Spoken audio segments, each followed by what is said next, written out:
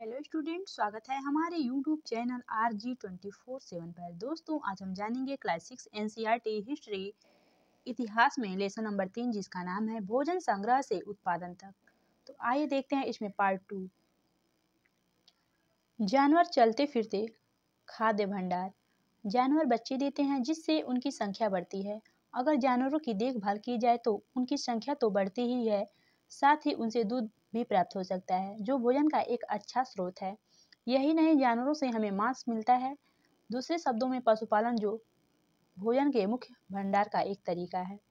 भोजन के अतिरिक्त जानवरों से और क्या क्या मिल सकता है, आज जानवरों का उपयोग किस लिए होता है, आपको ये बताना है। आओ आरंभिक कृषकों और पशुपालकों के बारे में पता करें। मानचित्र 2 पृष्ठ संख्या 14 को देखो। क्या तुम्हें कई नीले वर्ग दिखाई दे रहे हैं? पता है, इनमें से प्रत्येक बिंदु उस जगह को दर्शाता है जहां पुरातत्वविदों को शुरुआती कृषकों और पशुपालकों के होने का सच मिले हैं। यह पूरे उपमहाद्वीप में पाए गए हैं। इनमें से सबसे महत्वपूर्ण पश्चिमोत्तर क्षेत्र में आधुनिक कश्मीर और पूर्वी क्षेत्र तथा दक्षिणी भारत में पाए गए हैं। आइए देखते हैं चित्र में।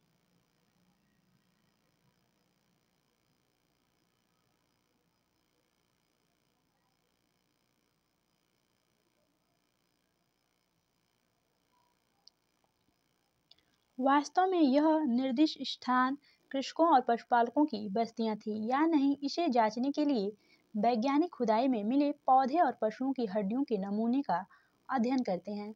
इनमें से सबसे रोचक जले हुए अनाज के दानों के अवशेष मिले हैं। ऐसा लगता है कि यह गलती से या फिर जानबूझकर जलाए गए होंगे।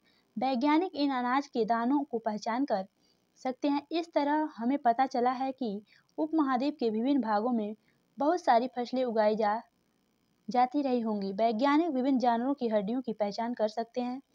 नीचे तालिका से तुम यह जान सकती हो कि कहाँ-कहाँ अनाजों और पालतू जानवरों की हड्डियों के अवशेष मिले हैं। गेहूं, जौ, भेड़, बकरी, मवेशी। पूरा स्थल मेहरगढ़, आधुनिक पाकिस्तान। चावल, जानवरों की हड्डियों के टुकड़े, कोल्डी हवा, आधुनिक उत्तर प्रदेश। चावल, मवेशी, मिट्टी पर खुरों के निशान, महागड़ा, आधुनिक उत्तर प्रदेश में मिले हैं।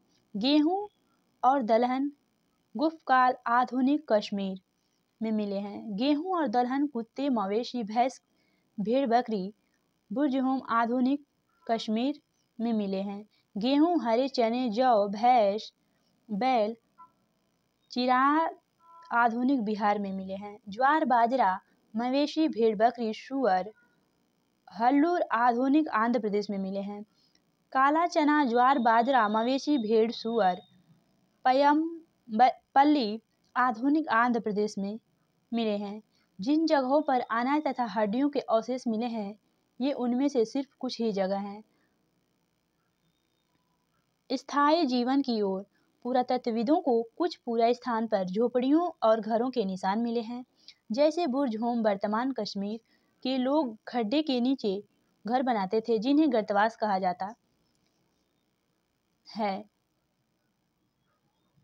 इनमें उतरने के लिए सीढ़ियां होती थी, जिनसे उन्हें ठंड के मौसम में सुरक्षा मिलती होगी। पुरातत्वविदों को झोपड़ियों के अंदर और बाहर दोनों ही स्थानों पर आग जलाने की जगह मिली है। ऐसा लगता है कि लोग मौसम के अनुसार घर के अंदर या बाहर खाना पकाते होंगे।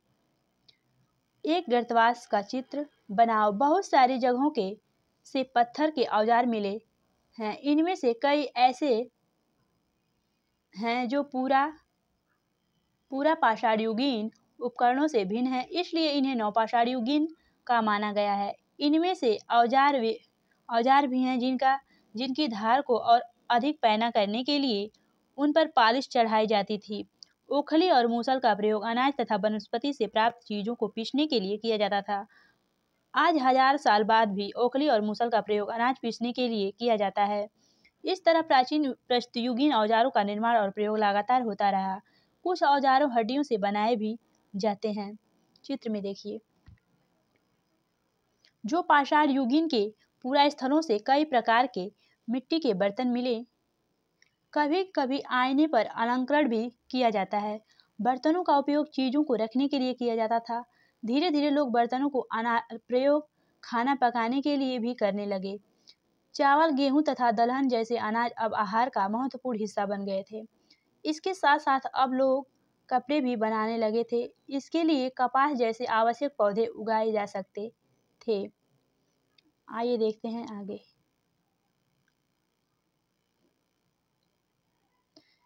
क्या ये परिवर्तन हर जगह एक साथ ही आ गए होंगे? ऐसी बात नहीं है।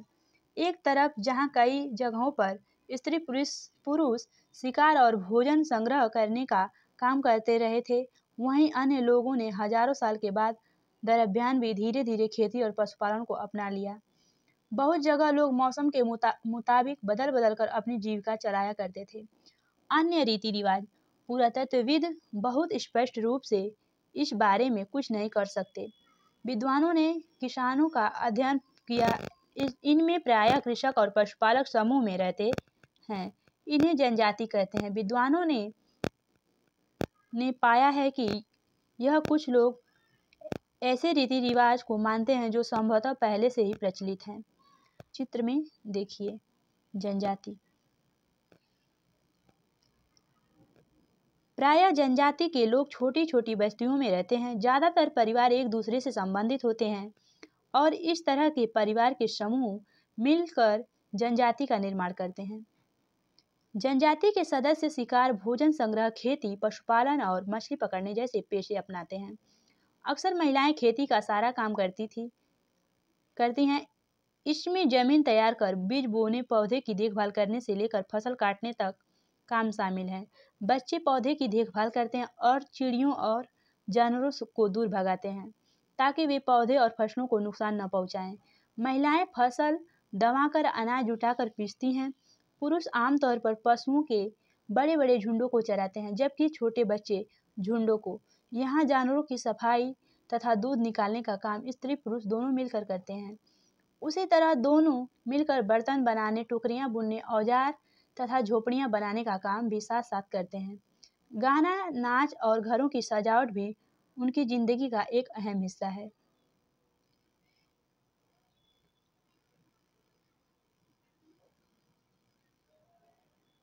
धन्यवाद दोस्तों। आगे की जानकारी हम अगली वीडियो में देंगे।